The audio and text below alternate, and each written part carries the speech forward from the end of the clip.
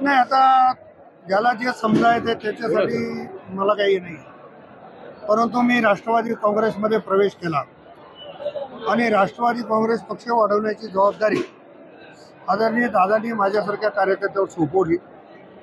त्यामुळं जिल्ह्यामध्ये कुठून सुरुवात करावी हा जेव्हा चर्चेचा विषय होता तेव्हा सगळ्यांना असं वाटलं की भोकर मतदारसंघापासून सुरू झालं पाहिजे। म्हणून भोकर मतदारसंघामध्ये आज आपल्या उपस्थितीत आपण बघितलंय की शेकडो कार्यकर्त्यांनी, शेकडो आमच्या भगिनींनी या ठिकाणी राष्ट्रवादी काँग्रेसमध्ये प्रवेश केला। मग भोकरच का निवडलं तोच प्रश्न आहे की भोकर? नाही, असं काही नाही, कुठल्या मतदारसंघापासून सुरू करायचं आहे तर भोकरपासून सुरुवात करावी। कारण मी लोकसभेचा सदस्य म्हणून या भागामध्ये राहिलो, या भागातल्या लोकांनी माझ्यासारख्या कार्यकर्त्यावर खूप प्रेम केले आणि ज्यांची भावना होती की तुम्ही सारखं कंधार लोह्यापासून सुरू करता, मग भोकरपासून सुरू करा, त्यामुळे त्याचा वेगळा अर्थ काढण्याची काय गरज नाही। भोकर मतदारसंघातले असंख्य पदाधिकाऱ्यांनी पक्षप्रवेश घेतला, दस्त्या संपल्या पण ते प्रवेश काय संपलं नाही। 100 गाड्यांचा ताफा, इतका मोठा मेळा, वगैरे अक्षोगावांच्या बालेकिल्ल्यामध्ये तुमचं शक्ती प्रदर्शन नाही?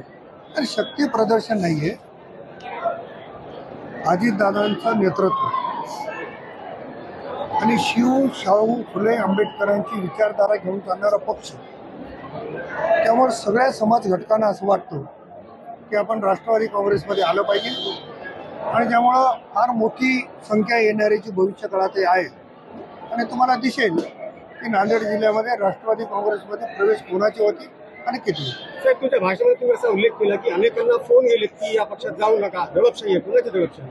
तर मी सांगण्याची गरज नाही ना, परंतु अशा पद्धतीनं निरोप करणे, तुम्ही कामाच्या माध्यमातून माणसाची मनं जिंका।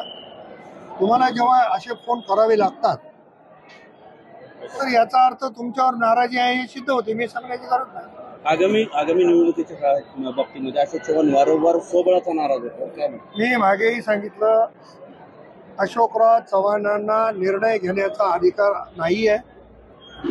राज्याचे उपमुख्यमंत्री आणि मुख्यमंत्री तिन्ही पक्षाचे नेते हे बसून ठरवतील।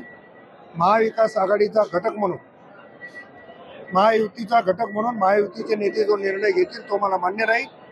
आणि जर कोणाला असं वाटत असेल की आपण स्वतंत्र लढावं, राष्ट्रवादी काँग्रेस पार्टी जिल्ह्यामध्ये तयार आहे।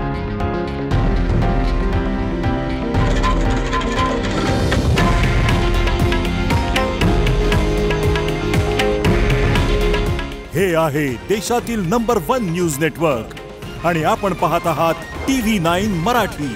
काळजी तुमची, हित महाराष्ट्राचं।